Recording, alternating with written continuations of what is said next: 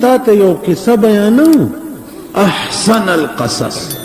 نو په اسم تفضیل ټکی دا طالبان پوهیږي چې ډېره ښایسته قصه یو خو حسن دی او یو احسن دی نو حسن معنی ښایسته او احسن معنی ډېر ښایسته یعنی چې زه اوس چا متعلق ویم چې ډېر ښایسته نو به څومره ښایسته وي او چې خدای ووایي په صیغې د اسم تفضیل سره چې ډېر ښایسته الله نو چې خدای والا زور ورکوي ډېر ښایسته چا به څومره ښایسته وي الله نو د ځمکې په سر د یوسف غوندې ښایسته ډو پیدا شوی نه دی که نه اوس ګوره یوسف جوړ کو سنگار کو دی روټۍ وخوړه د مصر جنکۍ دي او چاړې او مالټې په لاس کې ورکړي په دې کې ناګنه یوسف پې راوویسته چې راویویستو جنکو ته یې وی چې دا هغه یوسف دی چې تاسو پې ما بدناموئ ای چې داسې ورته کتلې خړپ ټولو جنکو خپلې ګوتې غوڅې کړې او جنکو په یو اواز وویل چې والله ما هذا بشرا ولكن ملك کریم والله کدا خو بنی آدم زلیخی ادا شو دا غیر اوس یوسف نه درخواست دا کیږي چې ما ته لږ داسې وګوره یوسف وی د غلام څه مجال دی چې آقا ته وګوري د غلام مجال اجینکو ته وی چې دی ما ته ګوري اجینکو ورته یو ځل بیا مونږ ته روټۍ وکړه ومغواړه نو مونږ به درته څه چل وښایو دی به بیا تا ته وګوري د جینکو مطلب دا و چې په دې چل یو ځل بیا وګورو په دې خبره پوهېږي په دې چلې یو ځل بیا وګورو مړه کوټه کې ګیر کړی دی منډې را منډې لمنې پې شلولې ده خاوند دې پې د پاسه راغلی زلیخا ورته وایي چې هغه چا سره به څه چل کې ستا اهل سره چې دا د غلط اراده وه ونیسه جیل ته یې بوځي دی جیل ته لاړو هغه بیماره ده چې بیماره ده ډاکټر راغی نه بځي ګوري ناجوړه ده صاحبه د وزیر اعظم ښځه ناجوړه ډاکټر یې نه بس ګوري زلیخا ورته وایي اثر بالین من برخیز نادان طبیب اثر بالین من برخیز نادان طبیب دردمند عشق را دارو بجز دیدار نیست کجا شد سرو من یارب که در بوستان نمی بینم شدم مشتاق چون بلبل گل ریحان نمی بینم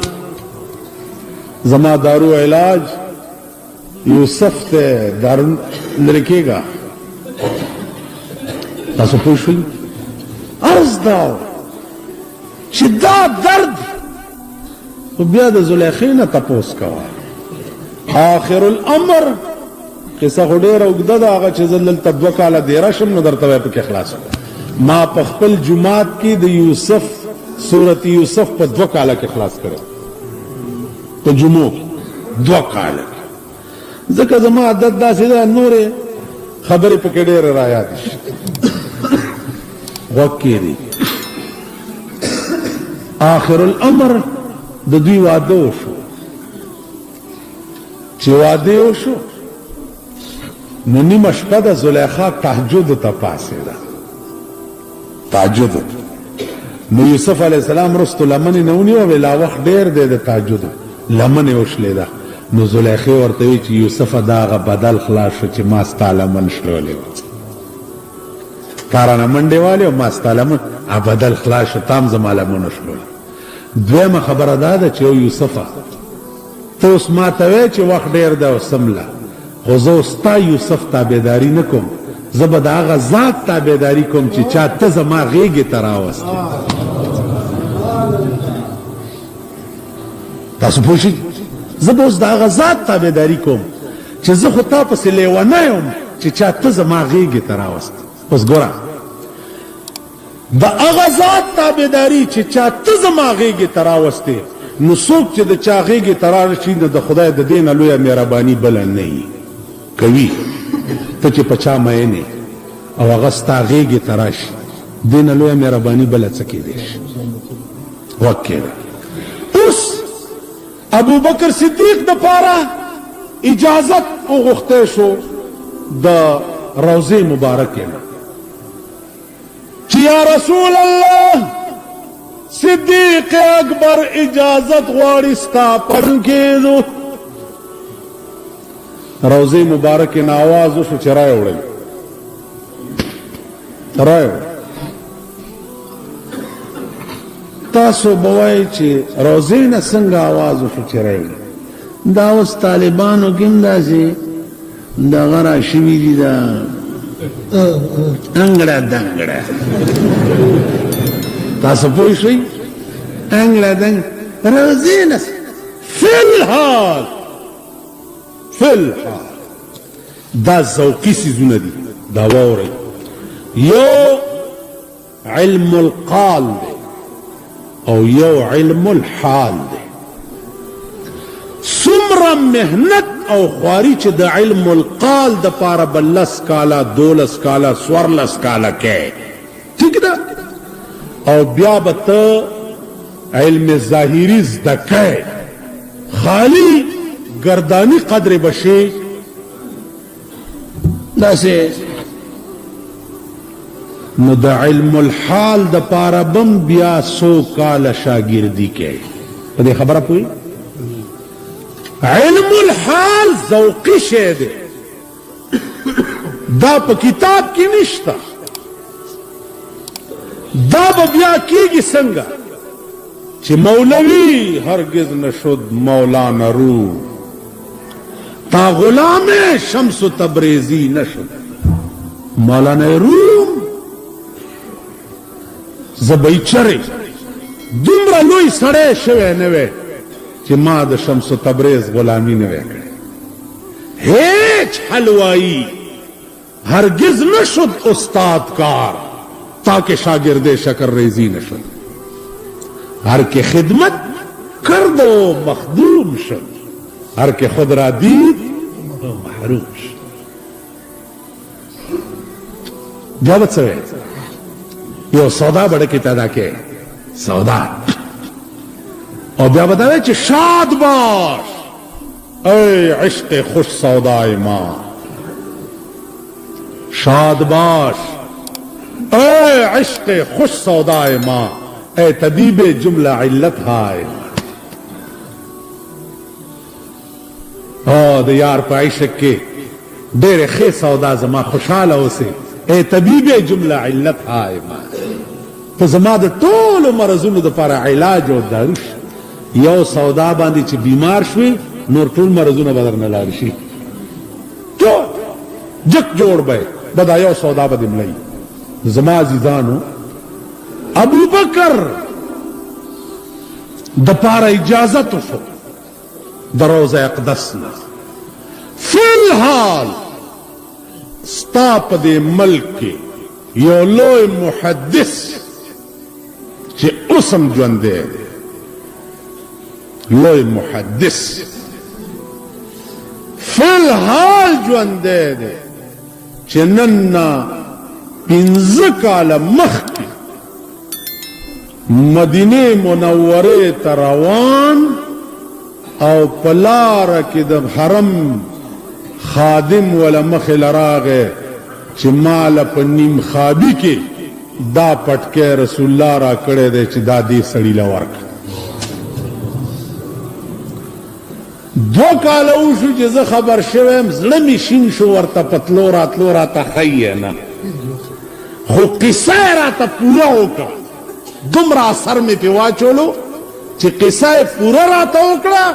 او ښیې نه. ښیې ولې نه؟ ما ته وی چې زما په د اخر عمر کې چې زما کور د بدعاتو اډه جوړه نشي. که خلقو ته دا پته ولګي نو راځي به دا دروازې او دا دیوالونه به صفوي، نو بدعات به چالو شي، لہذا اجازت درته نشته چې زما نوموال خو زما اړه پړسېږي چې وې نه وې مال دغه اجازت وروړه زه منلو ته تیار نه یم اړه مې وځي تاسو پوه شئ نو عرض دا و چې فلحال داسې خلک شته چې د سردار کونین امانتونه ما ته ګورئ دا قصیده برده دې ته برده ولې وایي مور د کینی او د قصیدې برده غوندې قصیده خو دې جوړه کی جوړه به کوي یو ټکی به جوړ کړي یو ټکی دغسې موږ سره په حج کې یو دلته به ډېرې ټوسې ویشتې اناناس ماغستو دی یو دکاندار نو ما ورته وی چې فاتنی آخر یا شیخ نو ما ته وی چې بواحد ریال نه باثنين ريال باثنين ما نعطيك 2 ريال بل كأ نعطيك 3 ريال بل 4 ريال فاتني نازما مرګره ورته وی چې اے دیگر یعنی دل یو اناناس بل ورکوي دیگر هغه ورته چې اي شي دیگر ما اعرف دیگر حرام ابن حرام کنزلی مرتبه ډېر تند خلق دی نو مال خوار شي هلته خو ډېرې ټوسې ولي دلته عرب سره یو خبره په عربي کې نشي کولی تاسو ته هم که سړی راشي که نه چې ملا صاحب د عرب راغلی دی د سره یو څو خبرې وکړه بیا به ستا د شان پته لګي چې ته ورته چې دیگر تاسو پوه شئ نو په آرام کښېنئ بې وخته بانګونه مه وایئ دا علم الحال چې دی دا ذوقي شی دی په دې کې کسب کول غواړي اوس ګوره قصیدې بردې والا چې ویلي دي چې جاءت لدعوته الاشجار ساجدة تمشي إليه على ساق بلا قدم كلهم من رسول الله ملتمس غرفا من البحر او رشفا من الديم تاسو درو خبرې دیتا برده ولی وی برده ورته ځکه وی برد څه ته وی برد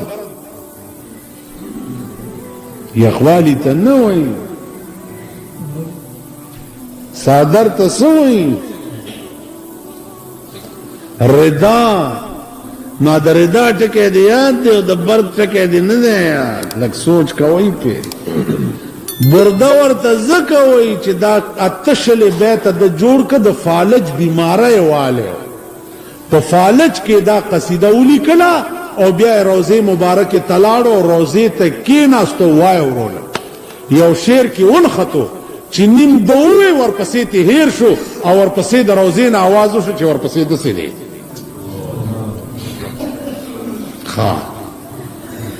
چې قصیده اخلاصه کنه خوب ولا راغ چې سترګې پټې شو نو رسول الله صلی الله علیه وسلم راغی او صادر یې پې وغوړو چې راویښ شو صادرم پروت او داسې و چې تا به وې چې دی خواړو چېرته بیمار شوی نه ولې که د فالج مرض په نیروبیان ستنو لرې کېدی شي نو د رسول الله په صادر نشي لرې کېدی الله جی د فالج مرض یو سپیشلیسٹ نیروبیان ګولۍ یا نیروبیان ستنې ورته وي او هغه ستنې وهي او دې ځای ته راغلې خوله یې بیا سم ځای ته راشي نو نیروبیان د انګریزانو جوړې کړې ستنو باندې خو د فالج وهلې خوله جوړېدی شي او د رسول الله په صادر غوړېدو که فالج جوړ شي نو دا د تعجب خبره ده زمونږ کې داسې کټسریم شته وای نه منم څه شی نه منم هلکه ته یې څه ته په دې ځان پوهېږې د ماته وګورئ جنجالونه مه جوړوئ دوستانو که ویډیو مې خوښه شوې نو لایک کمنټ مه هېروئ له خپلو دوستانو سره یې هم شیر کړئ تر څو دوی هم له داسې ښکلو بیاناتو څخه برخمن شي په الله جل جلاله مې سپارم وسلام